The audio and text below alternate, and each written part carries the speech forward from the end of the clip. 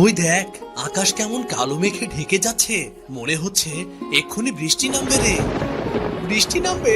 কি মজা, কি মজা! বৃষ্টি হলে আজ ইচ্ছা মতো ভিজবো রে। শুধুই ভিজবো না, বৃষ্টির সময় শুনেছি অনেক মাছ পাওয়া যায়। আজ বৃষ্টি হলে ভিজবো আর নদীতে মাছ ধরবো। খুব মজা হবে রে। এই কথা বলতে বলতেই বৃষ্টি শুরু হয়ে যায়। সবাই আনন্দে চিৎকার করে ওঠে। চল চল, আমরা মাছ ধরতে যাই। কতদিন মাছ দিয়ে ভাত খাইনি, আজ যদি মাছ পাই তাহলে মন ভরে মাছ দিয়ে ভাত খাবো। তোরা যা, এই বৃষ্টিতে আমি নদীতে যাব না। দেখ কেমন করে মেঘ ডাকছে, যদি বাজ পড়ে। তাহলে তুই বাড়ি যা, আমরা তিনজন নদীতে মাছ ধরতে যাচ্ছি। রাব্বি সেখান থেকে বাড়ি চলে যায়। শাপলা, দিয়া ও রাজু বৃষ্টির পানিতে ভিজতে ভিজতে নদীতে মাছ ধরতে যায়।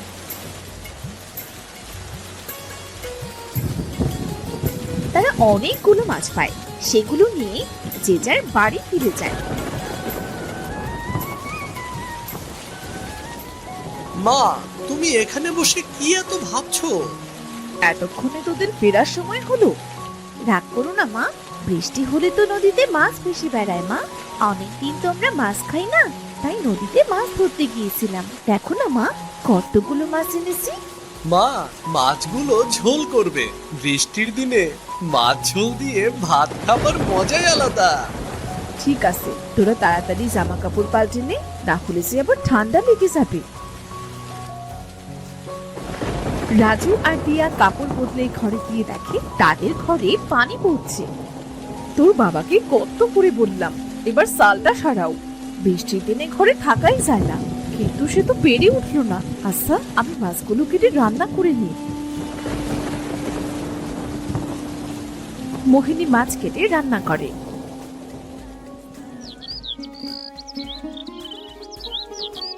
পরদিন রোদ উঠে, গ্রামের অনেক মানুষ তাদের বাড়ির চাল ঠিক করে। পথে ঘাটে পানি বেঁধে আছে। ভাই, এখন ঘরের চাল ঠিক করছো যে? কি করব ভাই, বর্ষা চলে এসেছে তো। তুমি তো জানো বর্ষার সময় গ্রামের অবস্থা কেমন হয়। বর্ষার জন্য কাল সারা রাত ঘুমাতে পারিনি, চাল বেয়ে সব পানি গায়ে পড়েছে। এজন্য ঘরের চালটা ঠিক করছি আর কি। বেশ ভালোই করছো ভাই, আমারও একই অবস্থা। আমার ঘরের চালটাও ঠিক করতে হতো, কাছে তেমন পয়সা নেই, এজন্য এবার পেরে উঠছি না। ঘরটা সারিয়ে নাও ভাই, শুনেছি এবার নাকি বৃষ্টির ভাগটা বেশি। এই বৃষ্টির সময় বউ বাচ্চা নিয়ে কোথায় যাবে তখন শুনি? দেখি কি করা যায়। আচ্ছা ভাই, আমি তবে আসি। আকাশের অবস্থা আজও তেমন ভালো নয়, মনে হচ্ছে আজও বৃষ্টি নামবে।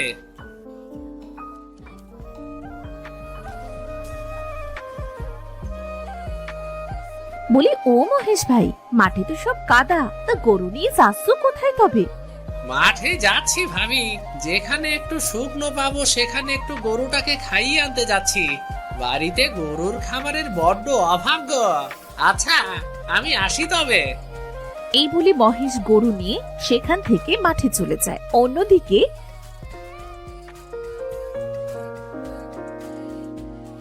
মা, ও মা, এখন তো বর্ষার সময়, না জানি কখন বর্ষা পড়তে শুরু করে।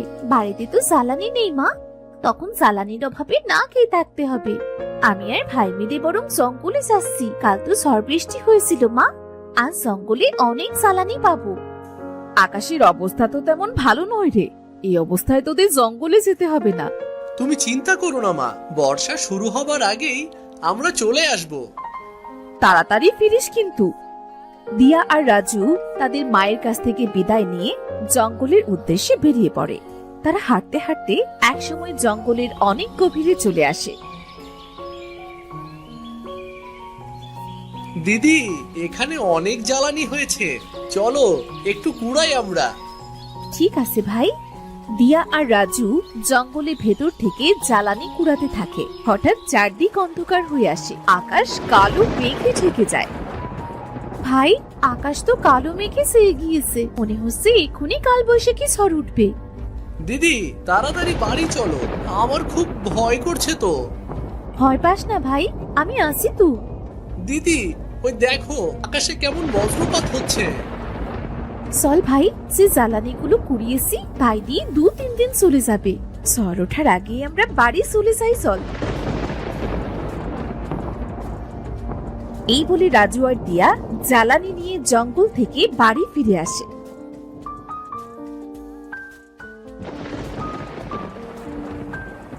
তোরা এসেছিস? আমি তো চিন্তায় মরে যাচ্ছিলাম যে মেঘ করেছে, মনে হচ্ছে এখনই কালবৈশাখী ঝড় উঠবে। এজন্যই তো তাড়াতাড়ি বাড়ি ফিরে এসেছি মা। তা বেশ করেছিস। এখন হাত মুখ ধুয়ে 2 ভাই বোন দুটো খেয়ে নে দেখি। কাল একটা করে রুটি খেয়েছিলি, আজ যে এখনো পেটে একটি দানাও পড়েনি। ঠিক আছে মা। তারা হাত মুখ ধুয়ে খেতে বসে। এমন সময় প্রচুর বেগে ঝড় ওঠে। বলতে না বলতেই ঝড় শুরু হয়ে গেল। বর্ষার দিনে এই গ্রামে কোনো কাজই থাকে না, না জানি এবার কতদিন না খেয়ে থাকতে হয়। গ্রামে একবার বর্ষা শুরু হলে আমার তো আর নাম গন্ধটি থাকে না। মা, বর্ষা তো শুরু হয়ে গেল, বাবা তো এখনো বাড়ি ফিরলো না গরু নিয়ে। সত্যি তো, এই ঝড় বৃষ্টিতে তোর বাবা বাইরে কি করছে? কোনো বিপদ আপদ হলো না তো? না গো গিন্নি, আমার কোনো বিপদ হয়নি। মাঠে কিছু কাজ ছিল, শেষ করে তবেই গরুটা নিয়ে এলাম। কাল থেকে তো মনে হয় না কোনো কাজ পাবো। এই বর্ষার সময় যে কেন আসে? বর্ষার দিনে গ্রামের গরিব মানুষদের কত কষ্ট হয়। কথাটা একদম তুমি মন্দ বলনি। আচ্ছা, এসব পরে ভাবা যাবে, এখন আগে দুটো খেয়ে নাও দেখি। মোহিনীর কথা মতো মহেশও খাবার খেতে বসে। খাবার খাওয়া শেষ করে তারা কিছু সময় গল্প করে। অন্যদিকে সময় যত বাড়তে থাকে, ঝড় বৃষ্টিও ততই বাড়তে থাকে। মা, বাবা, দেখো না চারদিকে কেমন পানি থই থই করছে। এই বৃষ্টি থামার তো কোনো নাম গন্ধ নেই। এভাবে বৃষ্টি থাকলে তো গ্রামের বাড়িঘর সব ডুবে যাবে। কথাটা মন্দ বলিসনি রে মা, খুব চিন্তা হচ্ছে আমার। কাছে তেমন টাকা কড়িও নেই, বাড়িতে তেমন বাজার সদাই নেই। বর্ষার দিনগুলো যে কি করে পার করব কে জানে রে। বিধাতা ঠিক একটা ব্যবস্থা করে দেবে। ও, বৃষ্টির জন্য তো গ্রামের অবস্থা খুব খারাপ। বৃষ্টির পানিতে তো হাঁটু সমান পানি উঠে গিয়েছে। কি করব বলো তো? পুকুর, নদী, খাল, বিল পানিতে থই থই করছে গো। বাবা, দেখো গ্রামের মানুষ কোথায় যেন যাচ্ছে। তাই তো দেখছি, কেউ নৌকায়, কেউ বা কলায় ভেলা বানিয়ে যাচ্ছে। কোথায় যাচ্ছে সবাই? জিজ্ঞাসা করে দেখি তো। ও শামীম ভাই, ও বাচ্চা নিয়ে চললে কোথায়? ভাই, গ্রাম থেকে অনেক মানুষের ঘর ডুবে গিয়েছে। আমাদের ঘরে অনেকটা পানি ঢুকে গিয়েছে রে। এজন্য আগে থেকে বউ বাচ্চা নিয়ে গ্রাম ছেড়ে শহরে যাচ্ছি। এই বর্ষা সহজে কমবার নয়। গ্রামে কেমন করে থাকি বলতো? বুঝতে পেরেছি ভাই। আচ্ছা, আমরা আসি তবে। তোমাদের বাড়িতেও তো পানি উঠতে শুরু করেছে, তোমরাও চলো শহরে। দেখি ভাই কি করা যায়। ওগো, গ্রাম থেকে তো সবাই চলে যাচ্ছে, আমরা কি করব? ছেলে মেয়ে দুটোকে নিয়ে আমরা কোথায় যাব? বাবা, মা, চলো না আমরা অন্যদের মতো শহরে চলে যাই। শহরে সবকিছুর অনেক বেশি দাম। তাছাড়া সেখানে যে থাকবো কোথায় আমরা? তাহলে এখন আমরা কি করব? বিধাতা, তুমি আমাদের একটা ব্যবস্থা করে দাও। এই বর্ষা এবার কমিয়ে দাও। বর্ষার জন্য গ্রামটা যে জনশূন্য হয়ে যাবে। এভাবে আরো 2 দিন কেটে যায়। বৃষ্টি পানিতে গ্রামের অনেক বাড়ি ডুবে যায়।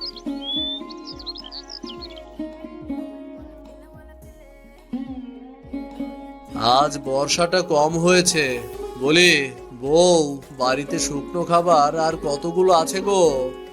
আজ যে কোনো খাবার নেই, ছেলে মেয়ে দুটো ক্ষুধায় ছটফট করছে। কি করব কিছু বুঝতে পারছি না। এই অবস্থায় তো কোথাও খাবার পাবো না, কি যে করি। আমি বলি কি, তুমি একবার জমিদার মশাইয়ের কাছে যাও, দেখো না উনি কি করে। জমিদার মশাই যে কিপটে, সে কি আমাদের সাহায্য করবে? চেষ্টা করে দেখোই না। এত করে যখন বলছো, তখন যেই দেখি কি করা যায়। বউ, এই কলার খেলা করেই আমি জমিদার বাড়ি যাচ্ছি। বাবা আমিও যাবো তোমার সাথে। তোকে যেতে হবে না মা, কখন আবার বর্ষা শুরু হয় কে জানে। বাবা তোমার সাথে যাই না, দেখো চারিদিকে কত পানি, আমার খুব দেখতে ইচ্ছে করছে বাবা। ঠিক আছে, চল। মহেশ দিয়াকে নিয়ে ভেলায় করে জমিদারের বাড়িতে যায়।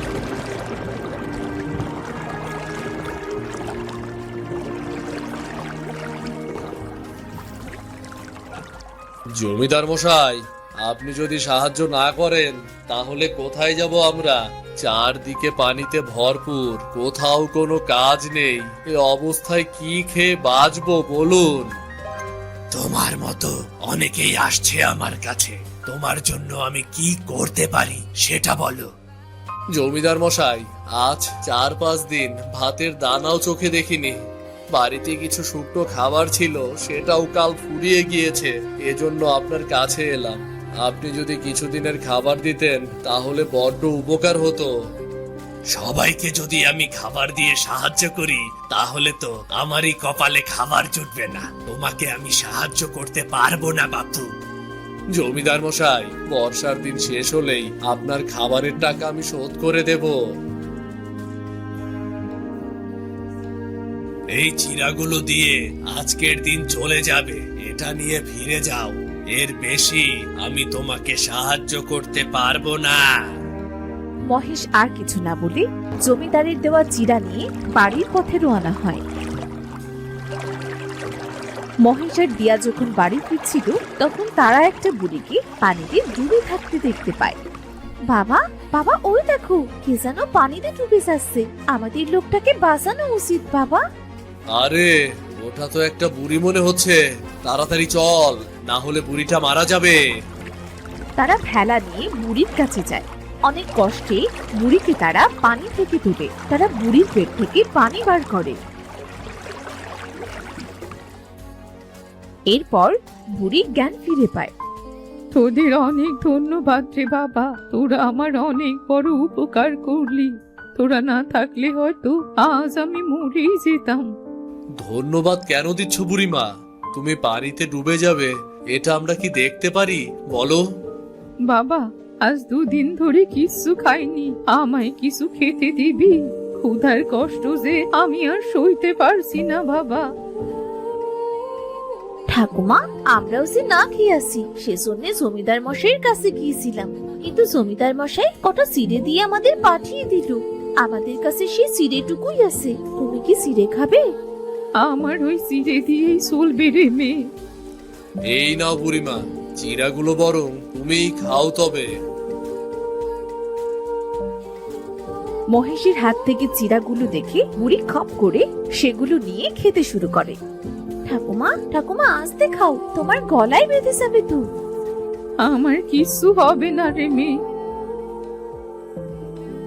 বুড়ি চিড়েগুলো খাওয়া শেষ হতেই বুড়ি একটা পরীতে পরিণত হয়। এ কি, কে আপনি? পুরী থেকে এমন সুন্দরী হলেন কেমন করে? আপনি যেই হন না কেন আমাদের ছেড়ে দিন, আমাদের কিন্তু মারবেন না। ভয় পেও না তোমরা, আমি পড়ি, তোমরা আমায় সাহায্য করেছো, আমি তোমাদের কি করে ক্ষতি করি বলো তো? আপনি পড়ি? আমি শুনেছি পরীরা নাকি খুব ভালো হয়, তবে আপনি অমন বুড়ি সেজেছিলেন কেন? আমি সব বলছি, আগে তোমরা ভেলা থেকে নেমে ওখানে চলো, দেখো ওখানে কোনো পানি নেই। ঠিক আছে। শোনো, আমি আর আমার সাথী পৃথিবীতে খেলা করছিলাম, তখন এক জাদুকর আমায় দেখে ফেলে আর সে আমাদের তাড়া করতে শুরু করে। অনেক কষ্টে জাদুকরের চোখে দিয়ে আমি এই গ্রামে এসে পড়ি। এসে দেখি এই গ্রামে এখন বর্ষার দিন, খুব খারাপ অবস্থা। তারপর কি হলো? তারপর আমি পরিরাজ্যে ফিরে যাবার জন্য রওনা দিই। উঠতে উঠতে পানির ভেতর পড়ে যাই, আর ওখানে চোরাবাড়ি থাকায় আমি উঠতেই পারছিলাম না, তাই বুড়ির রূপ নিই যাতে আমায় কেউ সাহায্য করে। আর তার পরের ঘটনা সে তো তোমরা জানোই। বুঝতে পেরেছি পরি, আপনাকে সাহায্য করতে পেরে আমাদের অনেক ভালো লেগেছে। আমি তোমাদের উপহার দিতে চাই আমার জীবন বাঁচানোর জন্য। বলো বলো কি চাই তোমাদের? উপহার যদি দিতেই হয় তাহলে গ্রামের সকলের জন্য দিন পরি। আমাদের মতো গ্রামে আরো অনেক মানুষ আছে যারা ঠিক করে খেতেও পায় না, যাদের বাড়ি ঘরে বন্যায় নষ্ট হয়ে গিয়েছে, ঝড় বৃষ্টিতে সবার বাড়ির চাল গিয়ে পানিতে পড়েছে। জানেন, আমরা অনেক কষ্টে থাকি। আমরা এই গ্রামের মানুষ বর্ষার দিনে খুব কষ্টে থাকি। তুমি এই পাখিটা রাখো। এই পাখি প্রতি রাতে একটা করে সোনার মোহর দেবে, আর এগুলো তোমরা এক একজনের বাড়ি গিয়ে দিয়ে আসবে। যতদিন না গ্রামের মানুষের উন্নতি হচ্ছে ঠিক ততদিন এই জাদুর পাখিটা তোমাদের সকলের অভাব দূর করে দেবে। ধন্যবাদ পরি আপনাকে। আর একটা কথা, এই গ্রামে এখন থেকে যতই ঝড় হোক, বর্ষা হোক বা বন্যা হোক, কখনো এই গ্রাম ডুবে যাবে না। বর্ষা শেষ না হতেই যতটুকু গ্রামের মানুষের পানি প্রয়োজন ততটুকু ছাড়া, আর বাকি পানিগুলো শুকিয়ে যাবে। আপনি খুব ভালো পরি। তোমরাও খুব ভালো। তোমরা নিজেদের কথা না ভেবে পুরো গ্রামের কথা ভেবেছো। আচ্ছা, আমি আসি তবে। এই বলে পরি দিয়া ও মহেশের কাছ থেকে বিদায় নিয়ে পরি রাজ্যে চলে যায়।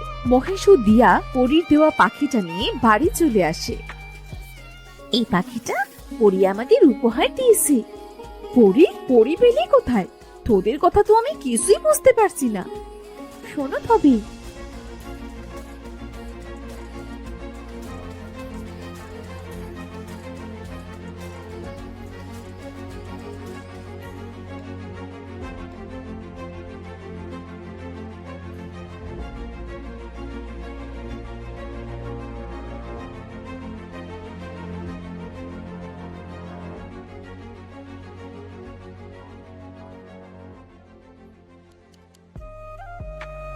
সত্যি বলছিস তুই? এবার যদি এই গ্রামটা বর্ষার কবল থেকে রক্ষা পায়। আমি তোমাদের খাবার দিচ্ছি। ওমা, এই পাখি দেখি কথাও বলতে পারে। আমি সব সময় কথা বলি না। এই বলে পরির দেওয়া পাখি জাদু করে অনেক খাবার এনে দেয়। নানান রকমের খাবার পেয়ে তো দিয়া আর রাজু অনেক খুশি হয়। পরদিন পরির কথা মতো গ্রাম থেকে পানি শুকিয়ে যায়, আর পরির দেওয়া পাখি প্রতিদিন গভীর রাতে একটা করে সোনার মোহর নিয়ে একদিন এক এক গরিব পরিবারকে দিয়ে আসে। কিছুদিনের মধ্যেই তাদের গ্রামের অনেক উন্নতি দেখা যায়। বর্ষার দিনেও এখন আর আগের মতো দিয়াদের গ্রামটা পানিতে ডুবে যায় না।